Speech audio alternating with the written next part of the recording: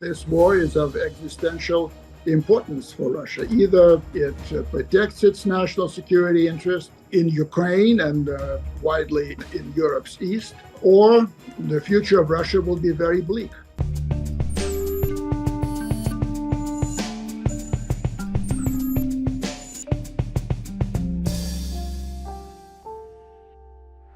Hello and welcome to GZERO World. I'm Ian Bremmer, and today we still have a lot more questions than answers about Vladimir Putin's political future and Russia's war in Ukraine following the most surprising and chaotic weekend in Russian politics since the war began.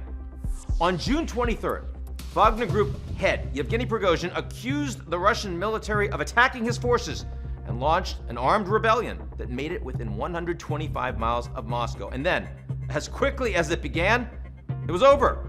Less than 24 hours later, Prigozhin called off his attempted coup. He announced he would flee Russia, and the Kremlin dropped the mutiny charges in a deal brokered by Belarusian President Alexander Lukashenko. The crisis represents the single most brazen challenge to the Kremlin's authority in post-Soviet Russia. Nothing else is even close. In the near term, not much is expected to change on the battlefield in Ukraine, but in the medium term, the damage has been done. Putin emerged from the chaos looking a lot weaker. Losing the aura of invincibility is every strongman's worst nightmare. And I spoke with former director of the Carnegie Moscow Center, Dmitri Trenin, about Russia's view of the Ukraine war and the Kremlin's belief that it's fighting an existential battle with NATO. It was just hours before Prigozhin announced his rebellion. But first, there are two sides to every story, and then there's the truth. And it's a good lesson to keep in mind when it comes to the Ukraine invasion, which is a war of artillery and airstrikes, but also a war of information. Both sides are digging in for what looks like a slow, grueling counteroffensive this summer, and both have a huge interest in manipulating the public narrative in their favor. After 24 hours of chaos following Wagner Group head Yevgevny Prigozhin's attempted coup, about face, and then exodus to Belarus, Russian President Vladimir Putin needs to project an image of stability and complete control. For Ukraine, the truth of the counteroffensive is only that it's happening. Контрнаступальні оборонні дії відповідні відбуваються в Україні. На якій стадії я не буду говорити детально. President Zelensky is staying quiet about goals, and that's exactly the point. As the Ukrainian Defense Ministry said in early June, plans love silence. The truth is, Ukraine's army will likely try to reach the Sea of Azov, breaking up the front line and cutting off Russia's land bridge to Crimea. So far, they've launched long-range attacks on the front line in the south and localized strikes in places like Bakhmut to probe for Russian weaknesses. Kiev also has its fingerprints on cross-border attacks in Belgorod and in Moscow.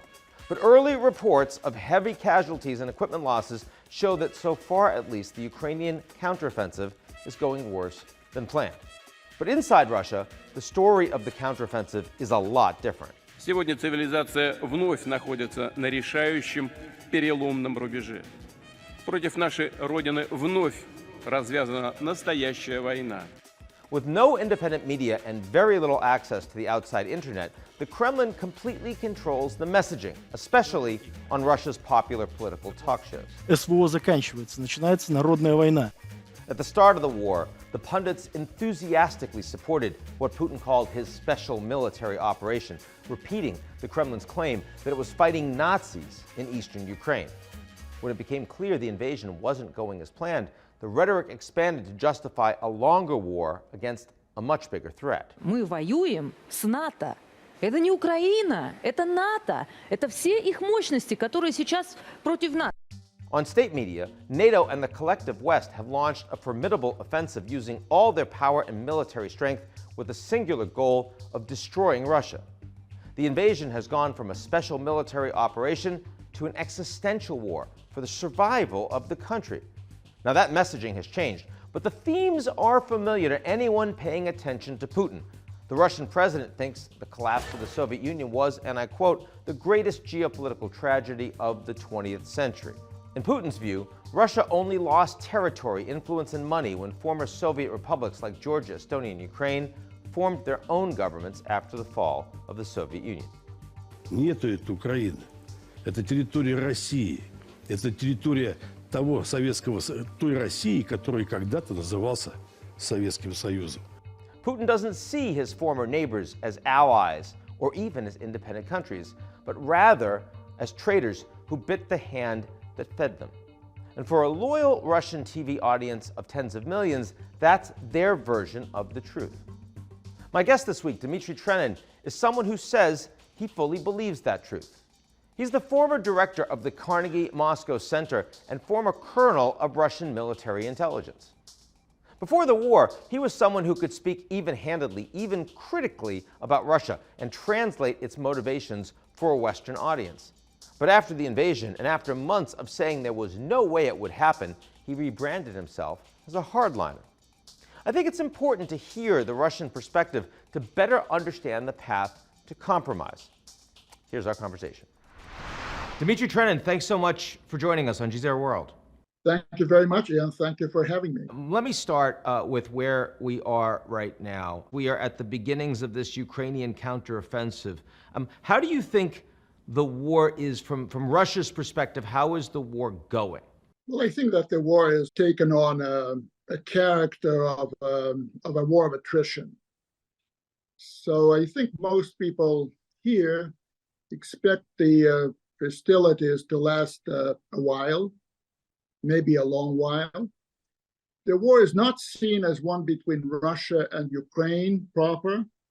Rather, it's seen as a war between Russia and the US-led collective West, with Ukraine the tip of the spear. But I think most people believe that Russia will ultimately prevail. The issue is at what cost, how long it would take, what sort of an effort would be also needed inside the country, to what extent Russia will mobilize its resources to fight the war. Most people over the last 16 months have learned to adapt to a very strange reality of a major war being waged with, I think, outwardly, the country looking very much the same. You suggested that Russia feels like they are fighting against NATO. And I mean, of course, we're not talking about NATO troops on the ground in Ukraine, but I assume you mean the intelligence support, the military support, the training, all of that. Russia, of course, is largely fighting by itself. Only Iran really providing significant support because, of course, the Iranians are already sanctioned very heavily by the West. They have less to lose. How disappointing is it for Russia that, I mean, in this war that you're suggesting the Russians are perfectly legitimate in fighting, and they're fighting against all of NATO, that Russia has to fight basically by itself? Well, I think it's taken as a fact, and there was no expectation of Russia's formal allies in the collective security treaty organizations such as Kazakhstan and some of the others to join Russia in that fight. There was no real expectation of China joining Russia in that fight. China is certainly a superpower, and China will do what is in China's interest. Engaging in a proxy war against the United States on the side of Russia is certainly not believed to be in China's interest. But China has been an important source of various materials, civilian materials, and when Russia's trade with the European Union, its largest economic partner, collapsed virtually, China picked up part of that. Again, acting out of its own interest, not out of any favor to Russia. Russia is not expecting favors from anyone. So that's it's not seen as disappointing, but rather it's seen as Russia being well, the word punished is wrong here, but Russia being ganged up against because of its determination to to protect and defend its own national interest. That's how it's seen. Given that Russia's essentially fighting by itself with Belarus against, the most powerful military actors in the world, doesn't this imply that the Russian leadership needs to have a sense of reality for its own people, for its own survival, for its own long-term perspectives, and therefore needs to be more modest about what it thinks it can actually accomplish? Well, Ian, I think that the Russian leadership and the bulk of the Russian people have a sense of history. So this is not the first time that Russia is being confronted by, let's say, the combined forces of the West. This is the first time, however, that Russia has no allies in the West. We had allies in both 1812 and 1941 wars. Britain in the first case, and the United States and Britain in the other one. This time, the entire West is against Russia. That is ascribed to the success of U.S. foreign policy, to the success of U.S. call it hegemony, call it dominance, call it leadership, whatever you want to call it. The United States has the power, and it has shown that power, to mobilize the West against Russia. I think this supports the thesis that this war is of existential importance for Russia. Either it protects its national security interest in Ukraine and more widely in Europe's east, or the future of Russia will be very bleak. There was a belief among American defense analysts and NATO defense analysts that once the Russians invaded, they would be able to roll over Ukraine very quickly. They were wrong. They saw the incompetence, they saw the inadequacy of Russian defense forces, and that made the Russians look very weak. What do the Russians need to do to not look so incredibly weak on the global stage? Well, they need to win. They need to win that war in Ukraine, defeat the combined forces of the West in Ukraine. That's the only path to winning back credibility in the West. And I would say that initially you would recall what I was saying when I was commenting on the special military operation. It was certainly much more special than military.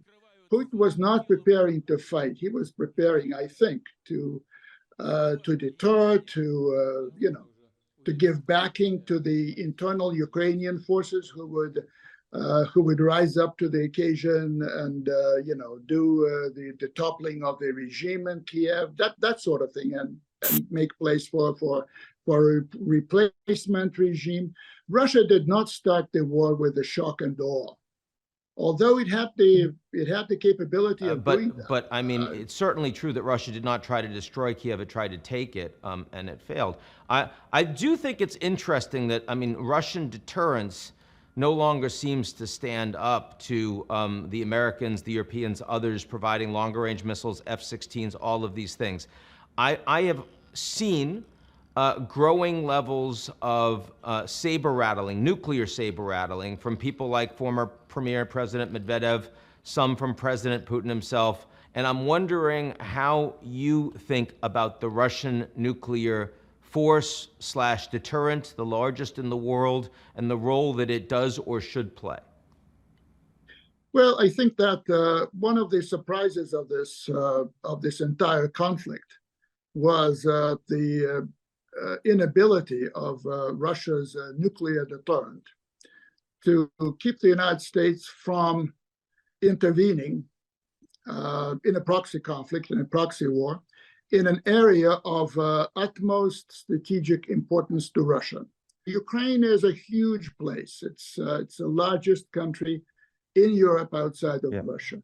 It's a country that is led by a virulently anti-Russian regime, which has been in existence since 2014. This conflict started 8 years back or 9 years back, and it's been a conflict, low-level, low-intensity conflict, waged mostly in eastern Ukraine. This conflict did not start out of the blue on the 24th of February. It has at least a 9-year history preceding it. And if you look back a decade before that, you can see that this whole business of Ukraine being invited to NATO, being conditioned with the elite being drawn into the Western camp.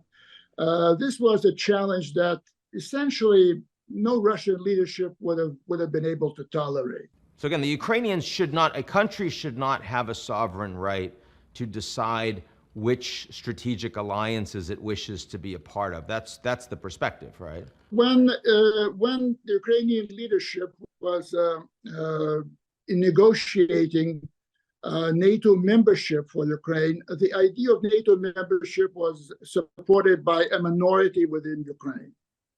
And yet the leadership was very much pushing that forward. Now, again, various countries can take various leaderships, and various countries can take various decisions. But right. Each decision carries a price. And that applies to Russia, that applies to the United States, that applies to Ukraine. And what I see today, and what worries me most today, is that the trajectory of the Ukraine crisis, I see this trajectory taking us all, and I mean you and me as well, toward a direct military collision between Russia and NATO. And if there's such a collision, then an exchange, a nuclear exchange between Russia and the United States may not be seen as a fantasy. You've also been directly involved in some high-level and not reported, at least not widely reported, sort of track 2, track 1.5 discussions between Russians and Americans, trying to see if there might be any way to end this confrontation. Do you come away with any sense of progress or hope from those discussions so far? Well, I wouldn't characterize them necessarily as either track 1.5 or high level, but certainly there's been no attempt, to my knowledge, between the two countries to start discussing how to end this conflict on terms that would satisfy the interests of the respective parties. I think it's important, though, to stay in touch, to keep the lines of contact open. For 30 years, we built relationships. We learned to respect one another. We learned to see and accept the differences that separate us. But we also still trust, I think, many of our colleagues on the other side as professionals. And my conclusion as of today is that political leaderships are not there yet to think in terms of a new equilibrium and a new geopolitical setup in that part of the world. The U.S. strategy, which is built on Russia being a weakling and there being no limits to how much the United States, or how far, how high the United States can escalate this conflict, makes me think of a Russian roulette with a nuclear bullet sitting in the revolver. And this gives me a lot of fear, a lot of concern. I take that very seriously, Dmitri. That's, again, why I wanted to talk to you. And I really appreciate you coming on the show today. Thank you, Ian. Thank you.